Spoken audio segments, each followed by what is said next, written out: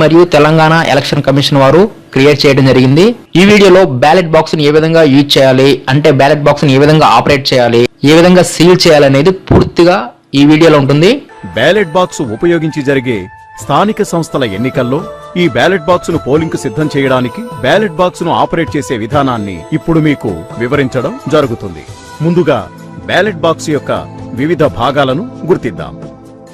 Ballot box handle, sealing వేయు రంధ్రము, paper seal మూత, రొటేటింగ్ లేవర్ బయటిది, లోపలి లేవర్ బ్రాకెట్, బాక్సు మూత, ఓట్లు వేసే కన్నం స్లిట్. ముందుగా బ్యాలెట్ బాక్స్ ని ఎలా ఓపెన్ చేయాలంటే, బ్యాలెట్ బాక్సు పైన ఉన్న మూతగల గుండ్రని రంధ్రంలో మన మధ్యవేలును దూర్చి లోపలి వైపున ఉన్న బ్రాకెట్ ని మన వైపు లాగుతూ మూతపై ఉన్న లాక్ లేవర్ ని అపసవ్య దిశలో అంటే యాంటీ క్లాక్ దిశలో ఓ 20 డిగ్రీల్లో ఇలా తిప్పినట్లయితే బాక్సు ఓపెన్ అవుతుంది. బాక్సు ఓపెన్ అయిన తర్వాత ముందుగా మనం పోలింగ్ కేంద్రంలో ఉన్న ఏజెంట్లకు మరియు అభ్యర్థులకు బాక్స్ ఖాళీగా ఉందని, లోపల ఏమీ లేదని చూపించాలి. తర్వాత బ్యాలెట్ బాక్స్ ఉపయోగించే పోలింగ్ స్టేషన్, ఎన్నిక జరుగుతున్న పోస్టు వివరాలు తెలుపు అడ్రస్ ట్యాగ్ ని నింపి బ్యాలెట్ బాక్స్ లో వేసి బ్యాలెట్ బాక్స్ ని పోలింగ్ కొరకు సిద్ధం చేయాలి. అదెలాగో ఇప్పుడు చూద్దాం. ముందుగా పేపర్ సీల్ ని తీసుకొని దానిపై గ్రీన్ కలర్ వైపు పోలింగ్ స్టేషన్ నంబర్, స్థానిక సంస్థల వివరాలు తెలుపు డిస్టింగ్విష్ మార్క్ అంటే ఈ గుర్తింపు మార్కుని గడిలో నుండి బయటకు స్పష్టంగా కనిపించినట్టుగా మధ్యలో వేసి దాని వెనుక భాగం అంటే వైట్ పార్ట్ గల దానిపై ఉన్న పేపర్ సీల్ నెంబర్ని పేపర్ సీల్ అకౌంట్ ఫామ్ లో నమోదు చేసుకోవాలి. ఆ నెంబర్ను పోలింగ్ ఏజెంట్లకు, అభ్యర్థులకు తెలియజేసి వారు కూడా నోట్ చేసుకునే విధంగా చూడాలి. ముందుగా ప్రిసైడింగ్ అధికారి పేపర్ సీల్ వైట్ పార్టుపై సంతకం చేసిన తర్వాత పోలింగ్ స్టేషన్లో ఉన్న ఏజెంట్స్, అభ్యర్థుల సంతకాలను కూడా తీసుకోవాలి. గ్రీన్ పార్టుపై గల డిస్టింగ్విష్ మార్క్ బ్యాలెట్ బాక్స్ రంధ్రం ద్వారా బయటకు కనిపించే రీతిగా రంధ్రానికి ఇరువైపులా ఉన్న ద్వారాల గుండా ఈ పేపర్ సీల్ ని ఈ విధంగా చొప్పించాలి. ఇప్పుడు పేపర్ సీల్ ప్రమాదవశాత్తు చిరిగిపోకుండా ఉండేందుకు దాని కింద బ్యాలెట్ బాక్స్ లోపలి వైపున ఉన్న ఆ 2 ఫ్లాప్స్ మధ్యన కార్డుబోర్డ్ ని ఈ విధంగా దూర్చి పేపర్ సీల్ కు సపోర్టుగా అమర్చాలి. ఇప్పుడు పేపర్ సీల్ ఎక్స్ట్రా పేపర్ 2 చివర్లను 2వ ద్వారాల గుండా చొప్పించి తిరిగి వెనుకకు మడిచి ఆ ఫ్లాప్ మధ్యన దూర్చాలి. ఇప్పుడు పేపర్ సీల్ సెట్ అయినట్లుగా భావించాలి. తరువాత బ్యాలెట్ బాక్స్ మూతను మూసి లీవర్ను క్లాక్ వైజ్ గా అంటే సవ్య దిశలో 45 డిగ్రీలు తిప్పితే టక్ అని శబ్దం వస్తుంది. అలా శబ్దం వచ్చిందంటే బాక్స్ సెమీ లాక్ అయిందన్నమాట.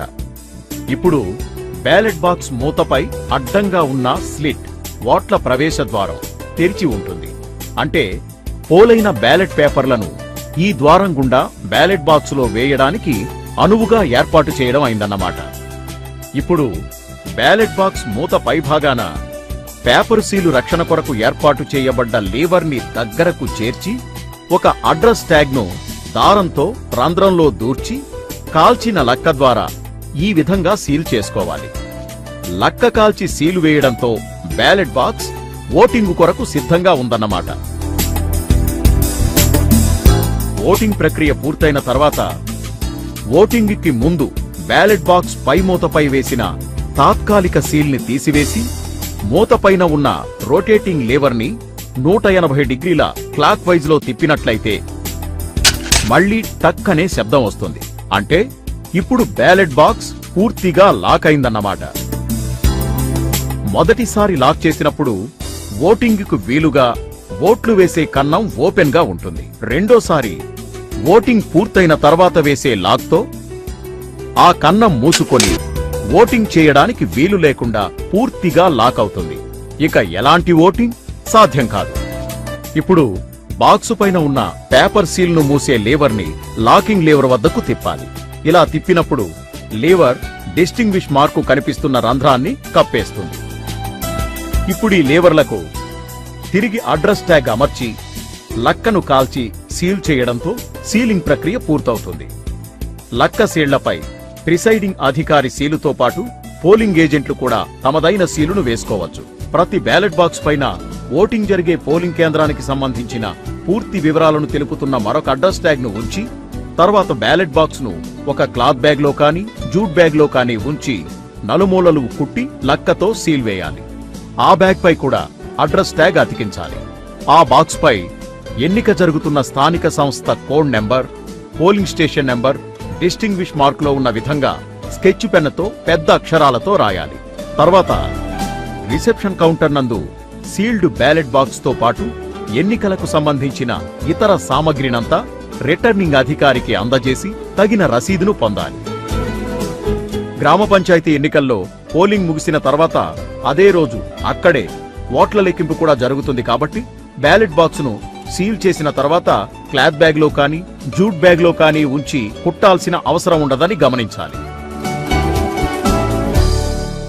గ్రామ పంచాయతీగాక మిగతా ఎన్నికలు అనగా జెడ్పీటీసీ, ఎంపీటీసీ, మున్సిపల్ ఎన్నికల్లో క్లాత్ బ్యాగ్ లో బ్యాలెట్ బాక్స్ ను ఉంచి సీలు వేయవలెను.